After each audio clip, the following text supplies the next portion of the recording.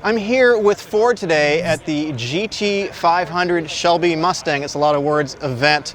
And behind me is I'm not sure what the color is, Grabber Lime, I think. And so they're taking us out today and they're going to show us a bunch of different things and talk about the GT500. They're going to show us how line lock works. They're going to take us out in track. They're going to take us on the drag strip, and they're going to explain all the engineering behind this vehicle, including the engine, the transmission, the brakes, and all that kind of good stuff. So let's go and check it out today.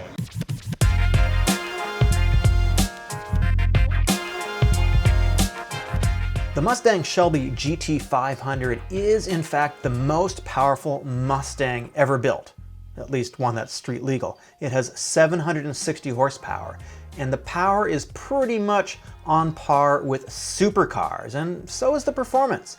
What is behind this Mustang?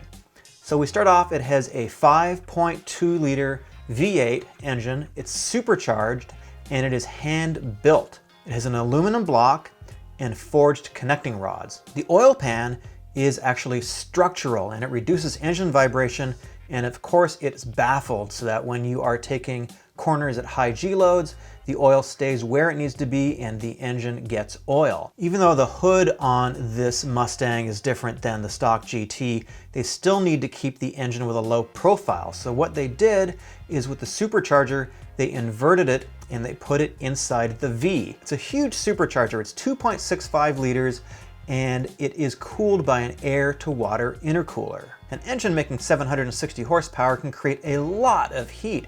So this is packed with heat exchangers. In fact, Ford has put 6 of them in this car, and they've also increased airflow by more than 50% compared to the GT350. So there's something interesting about this car. It needs a lot of cooling, as you might imagine, and so as Ford was developing this vehicle, they've got 6 coolers in here to basically cool all kinds of different things, including the supercharger itself. You've got oil coolers, you've got a differential cooler, transmission cooler, and as they were doing that, they were noticing that there was a lot of pressure building up under the hood. So they did 2 things to alleviate that. One of them is they actually put these in here so that it keeps the hood down. This is like an old school race technique to keep the hood down. You don't have pins though, these are a little bit more modern. And then up on top you've got this huge air extractor, which is 6 square feet is what they told me. So that takes the air out and basically reduces the pressure and cools the car.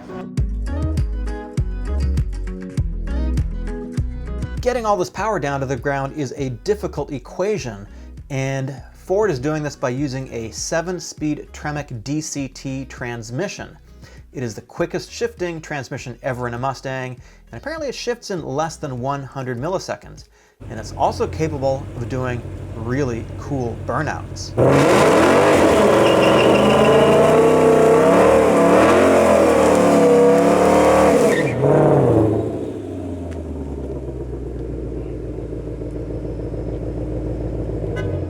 Ford has developed a launch control system designed to optimize traction at launch and get you down the drag strip as quickly as possible. And man, it sounds good.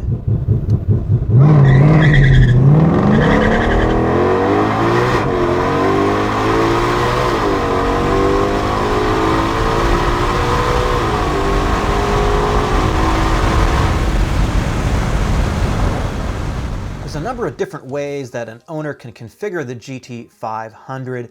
You can configure it sort of more as a drag strip car, but you can also give it a handling focus. There's actually 2 different handling packages available. One of them is called the handling package, and it includes adjustable strut top mounts and a spoiler with a gurney flap. And the other one, which is a little bit harder to get, is the carbon fiber track package. And that includes 20-inch carbon fiber wheels. They're a ½ inch wider than the regular ones, 11.5 inches wide. Michelin Pilot Sport Cup 2 tires, adjustable exposed carbon fiber GT4 track wing, and splitter wickers with an integrated dive plane.